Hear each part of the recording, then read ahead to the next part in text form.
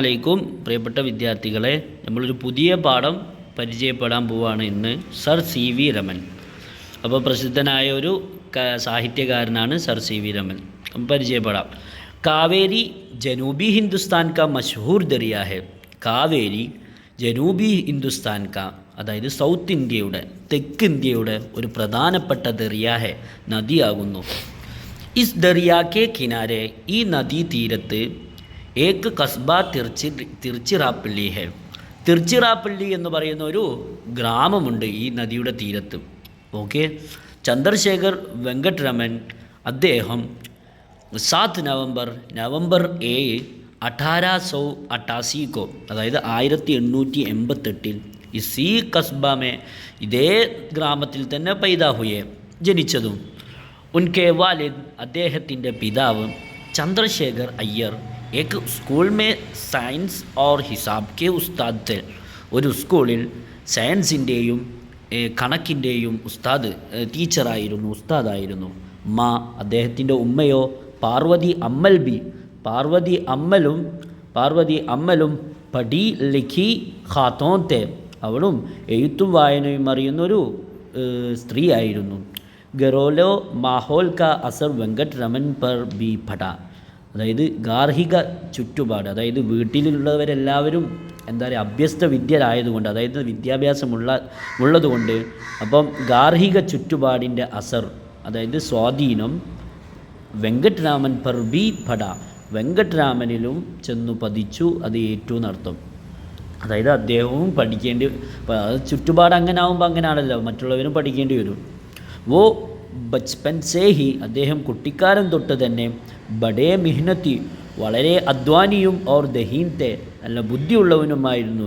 ജിസ്കാ നതീജ ഥ, അതിൻ്റെ ഫലമായിരുന്നു കെ എന്തെന്നാൽ വോ അദ്ദേഹം ഹർ ജമാഅത്ത് മേ, എല്ലാ ക്ലാസ്സിലും അവ്വലായ, 1ാം റാങ്കായി. അതുകൊണ്ട് അദ്ദേഹം നല്ല ബുദ്ധിയുള്ള ഒരാളായിരുന്നു അർത്ഥം. അങ്ങനെ ബച്പൻ ഹീസെ, കുട്ടിക്കാലം തൊട്ട് തന്നെ സയൻസ് മേ, അതായത് ശാസ്ത്രത്തിൽ, സയൻസിൽ രമൻ കി ഗഹരി ദിൽചസ്പി തി, ഈ രമന് അഗാധമായ ഒരു ആകർഷണമുണ്ടായിരുന്നു, താല്പര്യമുണ്ടായിരുന്നു. ദിൽചസ്പി പറഞ്ഞാൽ താല്പര്യം. വോ അദ്ദേഹം കാം കർണേസെ പ്രവർത്തിക്കുക, അതായത് വർക്ക് ചെയ്യുന്നതിൽ നിന്ന് കബീനെ ഉക്താത്തെ, അതായത് ഒരിക്കലും അദ്ദേഹത്തിനൊരു മടുപ്പുളവായിരുന്നില്ല. അതായത് ഇങ്ങനെ വർക്ക് ചെയ്യുക എന്നുള്ള കാര്യത്തിൽ അദ്ദേഹത്തിന് ഒരിക്കലും ഒരു മടുപ്പൊന്നും ഉണ്ടായിരുന്നില്ല. മാത്രമല്ല സുബഹ് സവേരെ, അതിരാവിലെ തന്നെ, ഉഡ്ന എണീക്കലും, ഓർ കുച്ച് ദേർ അല്പസമയം, ടഹൽന നടക്കലും, അതായത് ജസ്റ്റ് ഒന്ന് നടക്കലുണ്ടല്ലോ, രാവിലത്തെ നടക്കലും, ഉൻകി ആദത്മേ, അദ്ദേഹത്തിൻ്റെ ചര്യയിൽ ഉൾപ്പെട്ടതായിരുന്നു. ഷാമിൽ ഹോന, ഉൾക്കൊള്ളുക. അതായത് ഇങ്ങനെ എന്നും പഠനം മാത്രമല്ല, രാവിലെ എണീച്ച് കുറച്ച് അങ്ങോട്ടും ഇങ്ങോട്ടൊക്കെ ഒന്ന് നടക്കലും അദ്ദേഹത്തിൻ്റെ ചര്യയിൽപ്പെട്ടതാണെന്നർത്ഥം.